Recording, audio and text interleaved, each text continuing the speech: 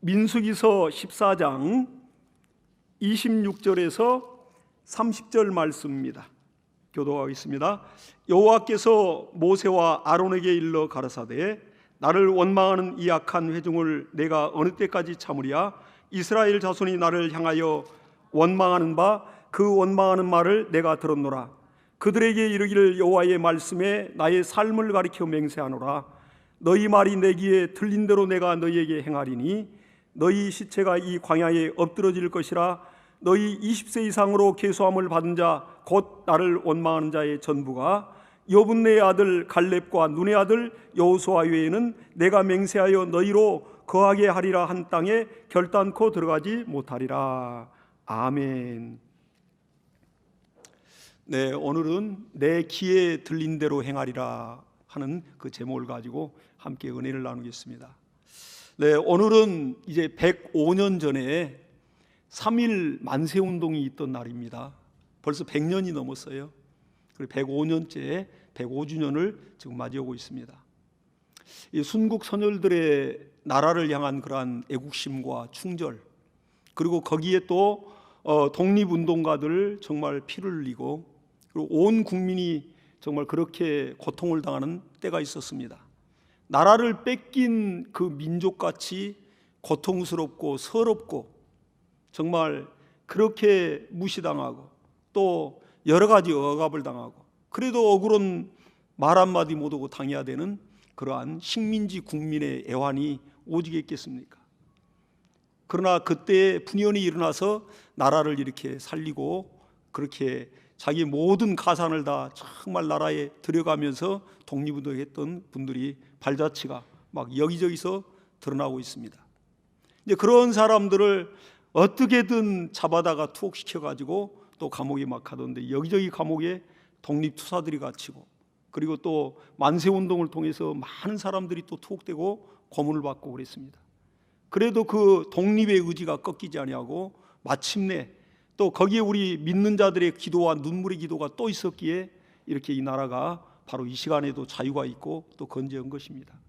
우리 이런 감사는 잊어서는 안 될 것 같아요. 우리 위해서, 나라 위해서 이렇게 헌신하고 이렇게 피 흘리신 분들이 있기 때문에. 그러니까 서대문 형무소 오늘 또 그 TV에서 이렇게 쭉 취재를 해가지고 막 보여주더라고요. 근데 보는데 참 많은 생각을 하게 됐습니다. 얼마나 잔인하게 고문을 했던지 막 그런 모든 과정들을 다 이렇게 만들어 가지고 그때 있었던 자료를 가지고 보여주더라고요. 거기에 안창호, 도산 안창호 선생님도 갇혔다가 거기에서 마지막 이제 뇌사 상태가 돼 가지고 나와서 마지막 순국을 했습니다. 또 유관순 열사 또 거기 또 갇혀서 그렇게 또 순교했죠. 순국을 했죠. 그리고 또 김구 선생도 역시 갇혔다가, 한용운 또 만해 한용운 선생도 갇혀. 많은 독립투사들이 그렇게 잔인하게 정말 그렇게 고문을 당했더라고요. 그리고 3.1운동 이제 만세운동 이후에 서대문 형무소를 더 증축해 가지고 원래 500명도 들어갈 수 없는 그 형무소였는데 나중에는 2,800명이 들어가는 형무소를 이렇게 더 정말 증축을 해서 그 한 방에다가 막 가뒀는데 보통 막 그 조그만 그 정말 방 한 칸에 막 20명씩 이렇게 포개서 가둬가지고 사람이 막 썩어서 나가고, 그렇게 뭐 살 수가 없대요. 그 전염병으로 또 그렇게 완전히 죽어가고, 뭐 이루 말할 수가 없습니다. 뭐 그러한 부분들이 기록으로 남고, 또 거기에서 이렇게 그 시문의 상록수 우리 그 소설 우리 작가 아시지 않습니까? 시문은 그때 당시 갇혀서 그 어머니에게 옥중 서신을 썼는데 그게 오늘 나오더라고요. 근데 너무나 참 그렇게 막 살이 썩어간다는 거예요.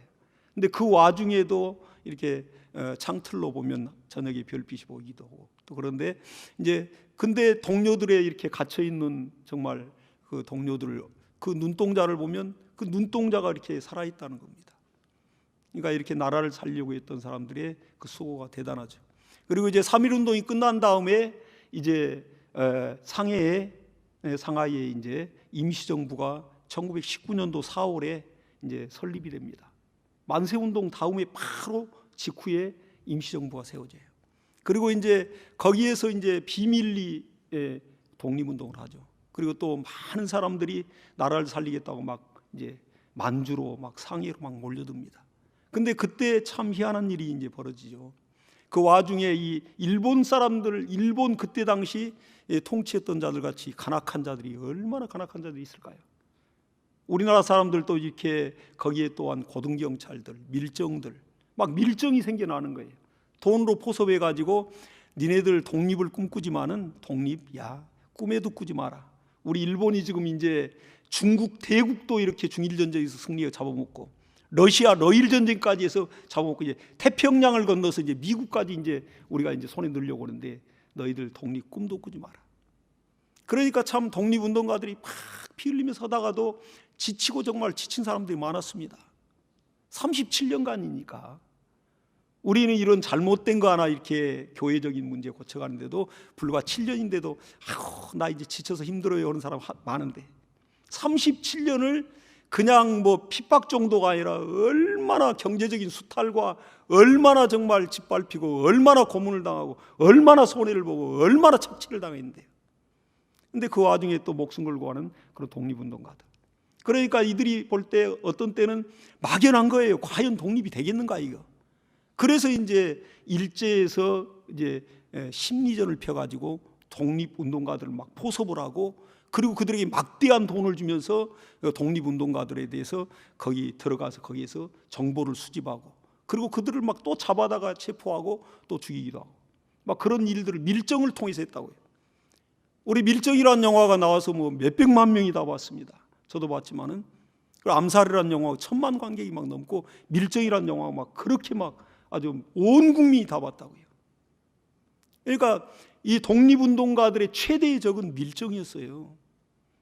같은 동지가 동지를 팔아먹어 버리니까, 그것도 뭐 그 밀정들을 파헤치기가 그렇게 어렵다는 거예요. 그러니까 나중에는 이제 김구 선생 중심으로 해가지고 의열단을 만들어가지고 밀정들을 추적하고 척살해 나가죠. 근데 놀라운 것은 그 의열단 안에도 날마다 보는, 우리 임시정부 안에, 그리고 또 의열단 안에 날마다 만나고 회의하고 보는 그 안에도 밀정이 있었다는 거예요. 그래서 그 밀정을 또 발견해서 척살을 해버립니다. 그 기록으로 남아있어요. 그러니까 참 이렇게 인간같이 연약한 게 어딨습니까? 독립운동하기 위해서 막 손가락을 자르고 단지 동맹을 해서 막 피로 막 이 태극기에다가 막 그 손가락 잘린 피로 막 쓰잖아요. 같이 혈서를 쓰고 그렇게 시작을 했는데, 독립이 이제 과연 되겠는가 하다가 이렇게 포섭이 돼가지고 그 많은 돈에 또 그냥 매수가 돼가지고 자기 정말로 피로 맺은 그 동지를 팔아먹고, 뭐 그런 밀정들이 꽤 많았고, 나중에는 그 밀정들이 또 독립운동가로 포상을 받고 지금 국립묘지에 이렇게 안치되어 있는 것을 다 추적했더라고요. 일본까지 가가지고 그것만 연구해 오신 분들이 막, 그래가지고 나중에 그들의 그때 당시에 일본 그 지도자들, 그 후손들을 또 설득해가지고 그때 당시 그 지도자들이 또 막 일기를 쓴 일기가 그대로 다 공개가 되고, 밀정들이 누구를 또 포섭을 했는데 그가 지금 넘어오고, 나중에는 그가 누구를 또 데려왔고 다 그게 나와요. 그 이름까지 다 나와버립니다. 그리고는 거기에 또 임시정부 그 비밀리 이렇게 그 요원들이 가족들까지, 아이들까지 다 단체 사진 찍은까지 그 50cm의 또 세로로 20cm의 그 사진이 지금 현재 발견이 돼서 보도가 되더라고요. 무서운 일 아니겠습니까? 그러니까 이렇게 정말 인간의 연약성이죠. 저는 신앙을 여기에 적용을 해봤습니다. 우리가 신앙생활할 때 세상의 유혹이라든가 때로는 여러 가지 경제적이든 때로는 또한 우리가 공산체에 있다면 엄청난 정말 아주 살육을 당하는 막 핍박과 잔인한 고문과 엄청나게 가해질 겁니다. 이렇게 우리가 예배고 있다면, 북한 같은 경우는 바로 막 처형되든 막 아오지 막 수용소로 가든 뭐 거기에서 짐승같이 아주 그냥 취급을 해버리고 나중에 거기서 죽기도 하고 거의 많이 죽는다고 하잖아요. 탈북민들 또 그 탈북 신앙인들 다 간직하지 않습니까? 지금 많이 지금 나와 있잖아요. 그걸 볼 때 우리 신앙생활이 지금 얼마나 우리가 이렇게 편안하게 신앙생활하는가, 그런 생각을 해봐요. 그리고 또 이 독립투사들 막 고문 당하면서도 오로지 정말 그들이 믿음인 자들은 믿음으로 또 기도하면서 이기고 나라의 그 정말 독립을 위해서 같이 막 죽어간다고요. 거의 신앙의 수준입니다. 거기에 믿음인 자들이 많았고, 정말 독립선언서 이렇게 발표할 때 거의 33인의 그 대표, 거기에 얼마나 대다수가 기독교인 아닙니까? 그러니까 나라를 위해서 얼마나 많은 기도를 했겠습니까? 그러듯이 그걸 보면서 과연 우리가 핍박이 올 때 우리에게 예수 믿는다 해서 잡아다가 확 고문을 하고 정말로 잔인하게 막 거의 목숨이 왔다 갔다 고문을 할 때 정말 우리는 견딜 수 있을까? 저는 그런 생각을 항상 해봐요. 그런 자료들을 볼 때마다. 그러나 이제 나는 부족하지만은 정말 예수와 함께 정말 나를 위해 피 흘리신 예수, 나를 위해서 목숨을 주셨으니까 주님과 함께 죽어야지 더 살아서 뭐겠는가? 이제 그런 생각을 해봅니다. 쉽지가 않죠. 우리가 성령님이 내 안에서 나를 감고 내야만이 사실 이겨나갈 수 있는 문제입니다. 이게. 그렇기 때문에 저와 여러분 평소에 훈련되지 않으면 절대 환난 날에 견뎌낼 자가 없습니다. 평소에 훈련이 안 되는데, 평소에 하나님과 사귐이 없는데, 평소에 하나님 앞에 집중함이 없는데 어떻게 환난을 이기겠어요? 쉽지가 않죠. 신앙이란 게 그렇습니다. 종교라면 언제든지 갈아탈 수가 있어요. 바꿀 수가 있어요. 오늘 예수를 부인하는 순간 그 끝나는 거 아니겠습니까? 하나님이 그걸 보시고. 근데 우리가 신앙생활 하다 보니까 이 우리 속 안에도 가장 밀정은 가까운 데 있는 거예요. 우리 속 안에도 정말 밀정이란 존재가 있다 이거예요.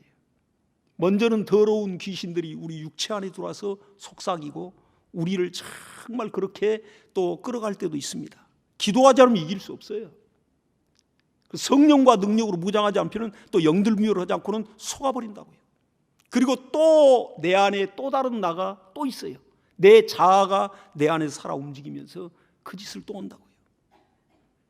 그러니까 이런 스토리텔러 같이 내 안에서 정말 셀프텔러가 있다니까요. 그러니까 내가 어떤 긴급한 상황을 당하면 내 안에서 내게 말을 거는 자가 있다니까요. 저와 여러분 다 경험했을 겁니다. 우리가 교통사고를 막 당해요. 저도 뭐 고속도로에서 우리 교회 봉고차가 확 날아가지고 거기서 어떻게 살아나왔는데, 그때 내가 기어 나오면서 하는 말이 하나님 감사합니다. 첫 마디가 지금도 생생하죠. 정말 그때 살려주셔서 한 것이거든요. 뭐 120km 막 100km 이상으로 달리던 차에 차가 그냥 4차선 밖에 날아가 버렸으니까 살았다고요. 운전자도 살고 나도 살고 다 살았는데 하나님이 살려주셔서 한 것입니다. 그게. 근데 그때 딱 기어 나와서 하는 말이 하나님 감사합니다. 이 내 입에서 뭐 정말 그대로 나와요. 그리고 또 우리가 정말 어떤 어려움을 당하고 고난을 당하고 막 이렇게 정말 어려운 일 당하고 또 실패를 하고 내가 정말 어처구니 없이 정말 이런 일을 겪고 이렇게 실패할 때는 자기 자신을 자책하는 말이 안에서 밖으로 입 밖으로 이렇게 입술이 안 움직이는데 안에서 소리가 나와요. 그 자아의 소리죠. 자의식이라고 합니다. 그 자아의 소리가 나옵니다. 네가 그럴 줄 알았어.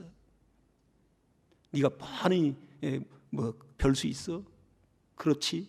이게 나온다. 이게 뭔가 나한테 말을 거는 자가 있어요. 신경이 다 한 번씩은 다 경험해 오지 않습니까? 내 안에서. 그러니까 이러한 심리학자들은 이러한 자의식에서 나오는 이런 셀프텔러, 이러한 그 소리가 나에게 말을 거는 자의 그 소리가 정말 이게 어렸을 때부터 형성된 내 자아, 어떤 환경, 주변에서 들었던 그 여러 가지 사건을 겪으면서 자랄 때 들려왔던 주변인들이 내게 들려줬던 얘기들, 그런 것이 내 안에 이렇게 축적되면서 긴급한 상황일 때는 이게 나온다는 겁니다. 그러니까 사람이 가다가 돌뿌리에 갑자기 그냥 팍 가다가 엎어져요. 뭐 상상을 예측 못한 순간이거든요. 근데 손을 털면서 일어나면서 막 어떤 사람은 욕을 하기도 하고, 이거 아주 더럽게 재수 없다고 하면서 하는 사람이 있고, 어떤 사람은 하나님 감사합니다 하는 사람이 있고, 이게 있다니까요. 이게 우리가 평소에 감사의 언어를 회복하지 않으면 정말로 여러 가지 어려울 수 있습니다. 오늘 본문의 말씀에 기록이 되어 있잖아요. 그러니까 내 귀에 들린 대로 내가 행하리라, 이렇게 하나님이 말씀하고 있습니다. 이스라엘 백성을 향하여, 오늘날 저와 여러분을 향하여. 믿지 않는 자들 하나님과 상관이 없으니까 어떤 말을 하든 하나님을 대적하든 그건 뭐 이미 불신자와는 지금 현재 상관이 없는 상태이기 때문에. 그러나 우리 믿는 자들은 우리 이 언어의 말이 대단한 권세를 갖고 있습니다. 말로 인하여 우리가 시인하여 구원에 이르는 겁니다. 우리가 정말 이렇게 공산치하에서 만약에 예수 믿으면 너 죽여 하고 고문을 하면서 막 예수만 부인해라 하고 그렇게 회유를 했을 때 예수를 저주하고 부인하고 내가 딱 해버린다면 거기서 끝나는 거 아니겠습니까? 하나님이 들으시기 때문에. 그렇기 때문에 이게 말이라는 게 정말 우리가 훈련돼야 되고, 우리 신앙도 끊임없는 연단과 고난과 환난을 통해서 철저하게 믿음이 단련돼야 됩니다. 그래야 어떤 어려움이 올 때 그때 내가 죽을지언정 주님을 탁 품고 예수의 이름 의지하고 우리는 무릎 꿇을 수 있어요. 그렇지 않으면 언제든지 막대한 물질과 돈에, 막대한 또 권력과 명예 앞에, 또 어떠한 정말 극한 핍박과 시련 앞에 그대로 무너지게 돼 있어요, 이 신앙이. 그렇기 때문에 우리는 평소에 내 안에 모신 성령님과 깊은 교통을 하면서 성령께서 항상 어떤 상황에서도 내 심령을 확 잡아주도록, 고난이 있을 때, 환난이 있을 때, 핍박이 있을 때, 모든 일이 잘 풀리고 잘 될 때는 누구든지 신앙 좋거든요. 누구든지 할렐루야거든요. 누구든지 아멘이거든요. 그러나 고난이 있고 역경이 있고 정말 이게 시련이 올 때 쉽게 하나님의 말씀에 자신을 깨뜨리고 아멘할 수 있습니까? 그때가 진짜 신앙이죠. 그러니까 우리가 이런 부분들을 좀 우리가 돌아봐야 됩니다. 그래서 어떻게든지 정말 하나님 앞에 내가 설 때를 준비해가면서 믿음을 우리는 지켜야 됩니다. 그러니까 이러한 원망과 이러한 불평과 불신앙적인 이러한 언어들이 정말 어떻게 보면 내 안에서 툭 튀어나오잖아요. 이게. 그러니까 이러한 부분들은 성령으로 인쳐야만이 이제 다스려져서 하나님을 실망시키지 않고 상급과 면류관까지 연결이 되고, 내가 그때 내가 너를 보았노라, 하나님 그때 내가 너를 보았어 하면서 하나님이 보상해 주시고, 또 이 땅에서도 윤택하고 기름진 복으로 채워주시고, 하늘에서는 또 면류관이 예비될 줄로 믿습니다. 할렐루야. 그래서 우리가 신앙을 항상 평소에 하나님과 사귐을 잘 갖는 훈련, 이러한 부분들이 굉장히 중요한 것 같습니다. 그래서 오늘 이 본문에도 보니까 이제 이렇게 얘기하고 있어요. 민수기 14장 11절에 보니까 하나님께서 그 얘기를 하시는 겁니다. 나의 영광과 애굽과 광야에서 행한 나의 이적을 보고도 이같이 10번이나 나를 시험하고 내 목소리를 청종치 않은 그 사람들은, 이렇게 얘기하고 있어요.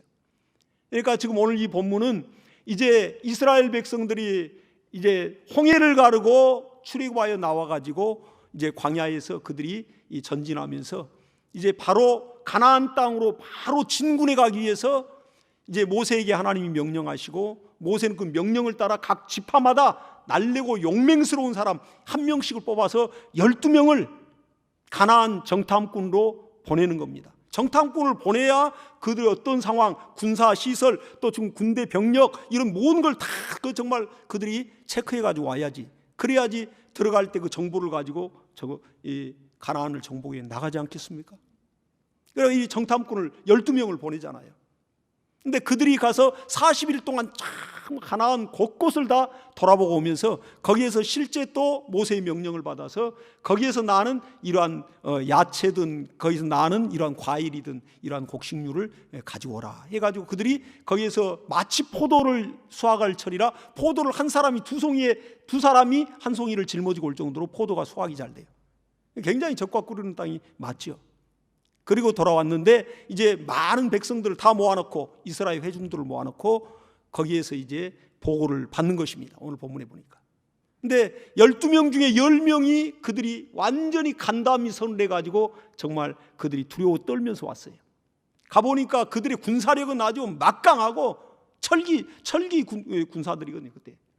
그러니까 이스라엘 병력은 민병대 수준인데 언제 이들이 정말 갑옷을 입고 이들이 언제 얼마나 이들이 지금 홍해에서 막 가르고 나와서 광야에 지금 도착했는데 그 노예로 있던 자들이 얼마나 군사 훈련을 받고 무슨 제대로 훈련을 받았겠어요. 오직 모세를 지도자로 해서 그 명령 따라서 하나님 인도하심 받고 나오는 거죠. 전쟁을 몇 번이나 해봤겠습니까? 나와서. 그러니까 이제 이들이 이제 정말 두려워 떨면서 그들이 또 신장 차이가 많이 납니다. 지금도 보면 알지만 이스라엘 사람들 이렇게 그렇게 신장이 크지 않아요. 우리나라 사람에 비해서도.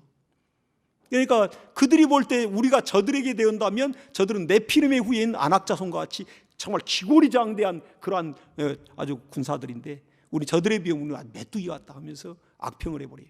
그리고 그 땅은 아름답고 기름지고 정말 하나님이 약속한 땅입니다 이렇게 보고 오는 게 아니라 그 거민을 삼키는 땅이라고 악평을 내버립니다. 아주 부정적으로 그냥 보는 거죠. 근데 그때 여호수아와 갈렙이 백성들을 안돈시키면서 하는 말이 아니다.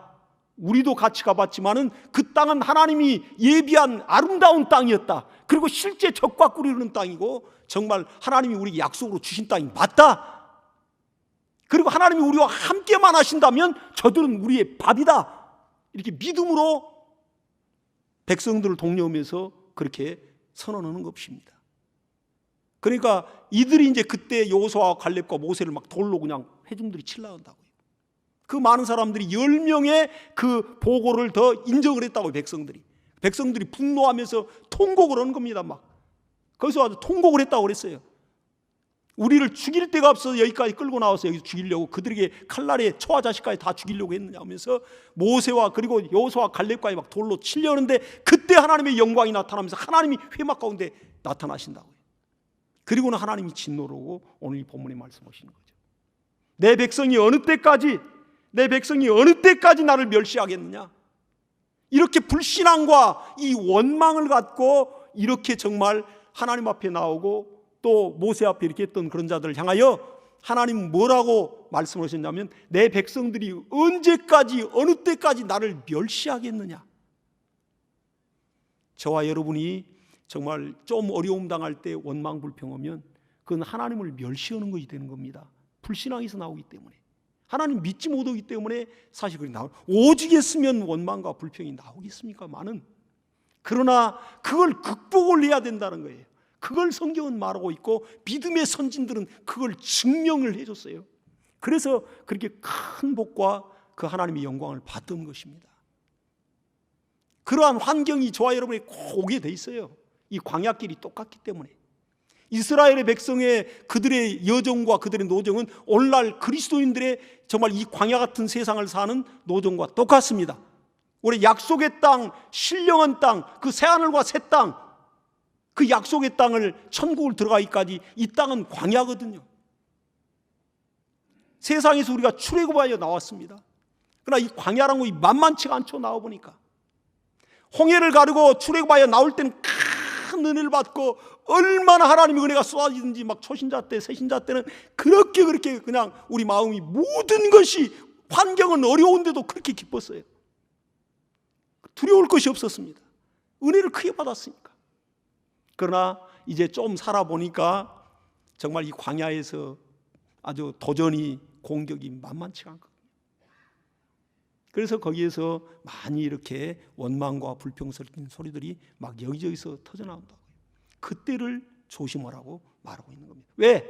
원망하는 소리, 불평하는 소리, 불신앙의 소리를 하나님이 들으시기 때문에.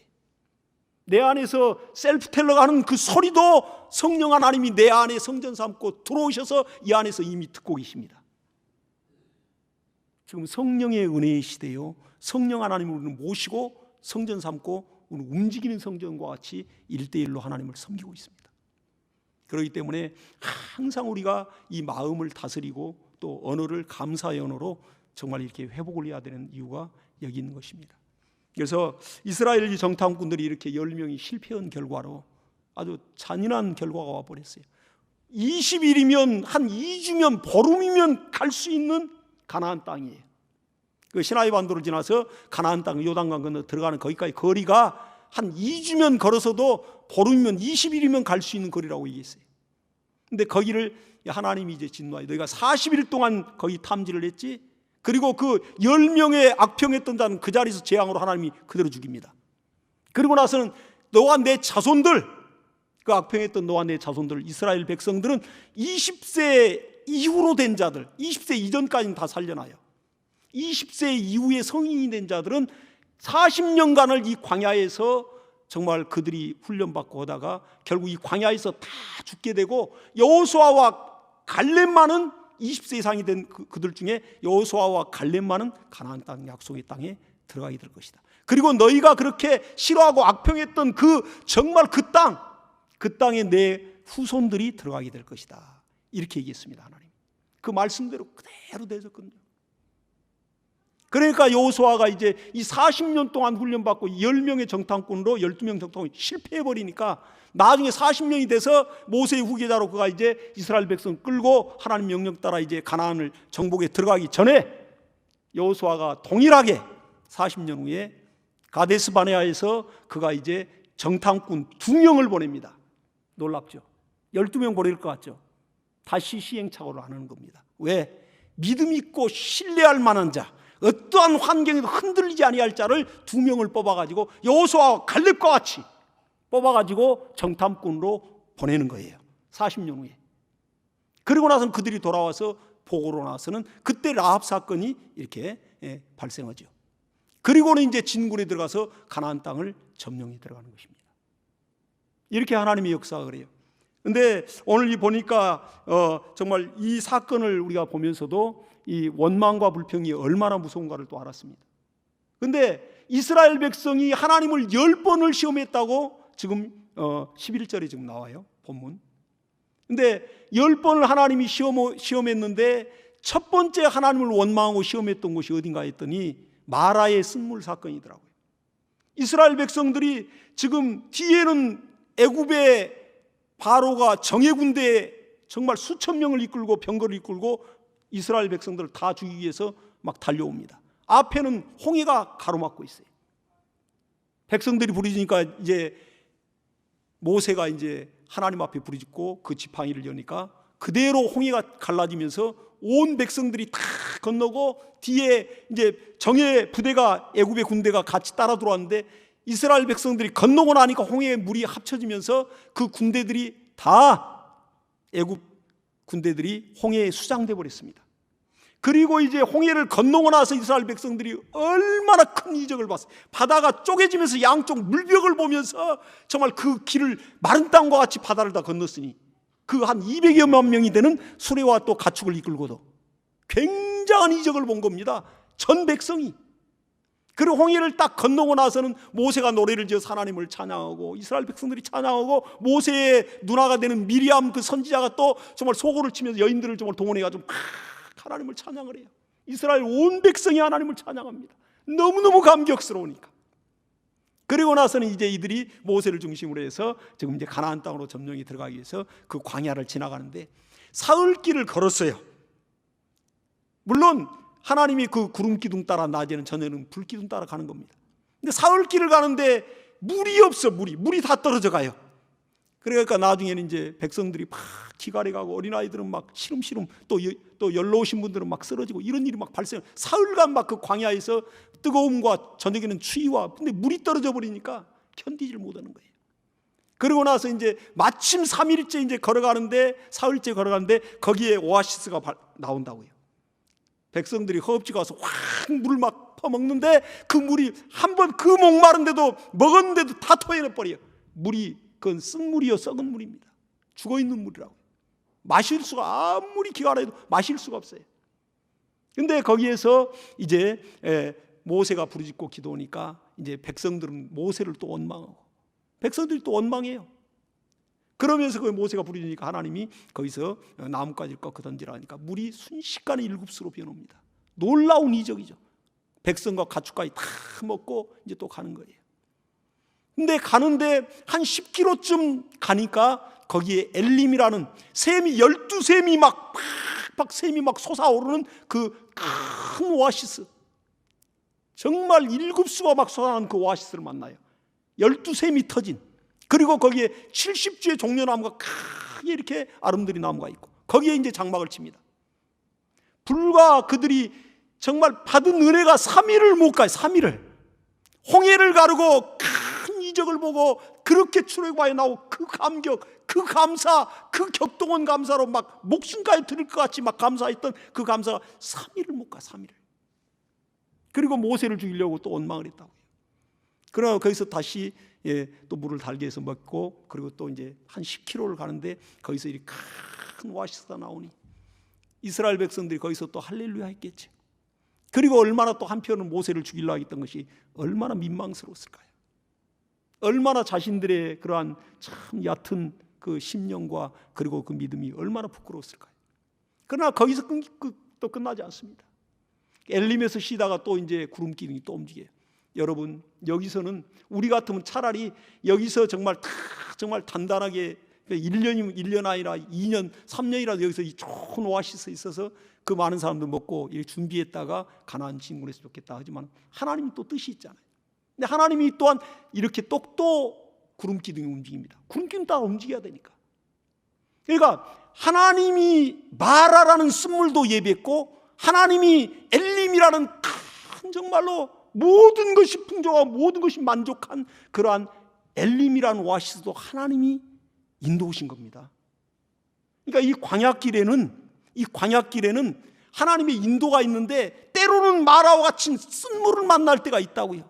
너무너무 고통스럽고 인생을 쓴맛을 봐야만 되는 그런 날이 있다고요. 그것도 하나님의 인도가 있습니다. 우리를 연단하여 다 하나님이 쓰시고자 연단되지 않고는 어떠한 일도 맡길 수 없으니 그리고 또 나서 그걸 어떻게든 감당을 하니까 또 하나님이 그 다음에 조금 간데 10km니까 뭐 한나절 걸어가니까 10km 아니에요? 세상이 이렇게 가까운 곳에 이러한 오아시스 같은 12샘이 막 솟아나는 그리고 또한 그늘이 예비된 이러한 종려나무가 막 정말 엄청나게 무성한 이러한 풍성한 이런 오아시스가 바로 있다고요. 요즘같이 드론을 띄워서 우리가 미리 내다보고 알았다면 누가 거의 불평불만 했겠어요? 안 보이니까. 앞길이 안 보이니까. 당장 어려우면 불평불만하고 당장 먹여주면 좀 뭔가 응답해주면 할렐루야 하고. 이스라엘 백성들 욕을 거 아닙니다. 저 자신을 봐도 하나님 앞에 항상 회개하는 게 정말로 내가 항상 연단을 통하여 또 내 마음을 다지는 것은 어떠한 어려움이 왔다 해서 거기서 그냥 이렇게 원망할 거 아니고 또 뭐가 좀 잘 된다고 우쭐을 거 아니라 이거예요. 하나님이 교만한 자를 가장 싫어하는 거 아시죠? 그 다음에 어떤 어려움이 오면 그런 사람 우쭐했던 사람은 금방 꼬꾸라져가지고 하나님 원망합니다. 100%에 돼 있어요. 그렇기 때문에 우리가 이러한 모든 부분에 있어서 정말 우리 말이라는 것은 돈 안 들이고 온다 해서 함부로 말해서는 안 됩니다. 하나님 들으시기 때문에. 그래서 어떻게든지 믿음의 언어를 사용하고 할렐루야, 어떻게든지 감사의 언어를 사용하고 할렐루야, 이때는 막 할렐루야가 나와야죠. 이 감사의 언어를 해보고는 순간 그 인생은 달라지게 돼 있어요. 그건 연단을 통하지 않고는 그 감사의 언어가 안 나와요. 연단을 겪고 또 어려움을 겪을 때 나중에는 하나님 이것도 감사합니다. 옛날에 얼마나 어려웠는데요. 이것도 감사합니다. 하나님 보실 때 이미 시편에 얘기했어요. 감사하는 자가 나를 영화롭게 하리로다. 하나님 보시고 그래 너는 통과다. 너는 내가 뭘 줘도 너를 흔들리지 않을 자야. 팍 부어주시죠. 그래서 있는 자에게 더 있게 하신다는 예수님 말씀이 응하는 것입니다. 이러한 우리가 고난들을 참 믿음의 감사로 이겨가야 돼요. 그러니까 잠언서 6장 2절에도 그렇게 얘기했더라고요. 내 입의 말로 내가 얽혔으며 얽매였으며 내 입의 말로 내가 사로잡혔느니라. 또 잠언서 18장 21절에 보니까 죽고 사는 것이 혀의 권세에 달렸는데 이러한 혀를 쓰기를 좋아하는 사람들은 그 열매를 그가 먹으리라. 무섭죠 이게. 그러니까 혀의 권세, 이건 내가 감사의 언어를, 믿음의 언어를 어떠한 상황, 어떠한 환경, 어떠한 여건 하에서도 내가 사용하면 하나님은 이미 그걸 보시고 그 믿음을 인정하시고 다 있는 자에게 더 있게 막 부어주시고 환경을 열어주시고 내가 하나님을 사랑하고 하나님의 정말 내 마음에 합한 자면 그 원수라도 화목하게 하시니라 했으니까 환경이 열리게 돼 있죠. 그러나 이러한 부분들, 그러나 내가 쓸데없는 말에, 내가 정말 어떤 남을 죽이는 말에 내가 너무 말을 이렇게 많이 사용해 버리면 그 열매를 또 먹게 돼 있다는 거예요. 이게 무서운 거 아니겠습니까? 그래서 우리가 할 수만 있으면 영혼을 살리고, 할 수만 있으면 서로를 축복하고, 할 수만 있으면 하나님 말씀에 정말 나 자신을 깨뜨리면서 내가 꼬꾸라지고 자빠져도 일어나면서 이 정도는 뭐 정말 일어날 수 있다. 그 더 어려움에도 하나님 나를 도우셨는데 하나님 감사합니다. 감사가 나올 상황 아니죠. 누가 봐도 아니죠. 근데 거기서 감사합니다 하면서 딱 나갈 때 놀랍게 영이 성령으로 감동당하며 뜨거운 눈물이 확 쏟아지면서 신앙이 회복되고 하나님과의 관계가 회복되고 하나님의 정말 사랑받는 인생이 되고 마는 것입니다. 할렐루야. 이게 은혜예요. 이게 은혜 받는 사람이죠. 우리가 간절히 원하는 거 아니에요? 이렇게 돼야 되는 것입니다. 그래서 우리가 할 수만 있으면 감사의 언어를 쓰자. 이렇게 정말 우리는 하나님의 말씀 의지해서 이렇게 권면드리고 싶습니다. 저와 여러분 어떻게든지 항상 내 안에서 이 언어가 훈련이 되되 저 급박하게 나와도 하나님 감사합니다. 하나님 뭔가 예비한 것이 있겠지요. 정말 이렇게 우리가 할 수만 있으면 감사의 언어를 회복해서 저와 여러분 하나님 앞에 사랑받고 또 기도의 응답이 있고 하나님이 쓰시는 놀라운 증거가 있기를 예수 이름으로 축복합니다. 자, 이 시간 이제 잠깐 기도하고 또 찬양하겠습니다. 하나님 아버지